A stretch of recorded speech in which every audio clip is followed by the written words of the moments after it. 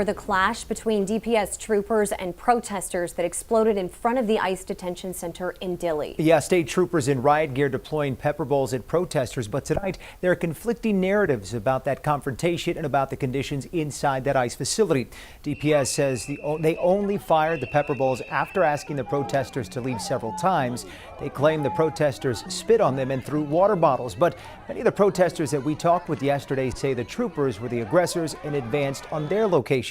There are also sharply different accounts of what the conditions are like inside the facility. Tonight, News 4 is pressing for answers. We continue to ask questions about conditions inside the facility and what are people inside facing. News 4 San Antonio's Taylor Warrenby joins us with the latest developments and the questions that remain. Just today, we learned that San Antonio Congressman Joaquin Castro, who toured the facility yesterday, has put in another request to get inside. He said he was concerned about the conditions after visiting with 5-year-old Liam Ramos and his father. The story of Liam Ramos has become a national lightning rod regarding the treatment of people being taken into ICE custody. They were detained earlier this month in Minnesota and brought to Dilley.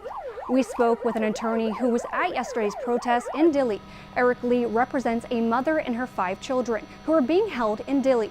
He described a tough treatment and poor conditions where guards burst into the woman's dormitory inside.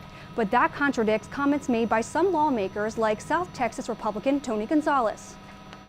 As a result of her decision to speak out to the media about the deplorable conditions that exist in this facility, she was separated from her family. She was put in a facility where she's being denied religious accommodations. It is better and in better condition than some of our schools here in San Antonio. And so there's a school, there's a church, there's a place for them to play soccer, a big cafeteria.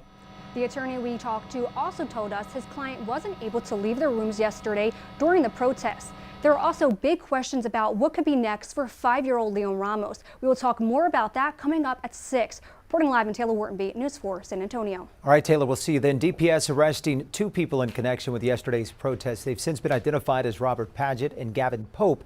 They're now charged with interfering with public duties and resisting arrest.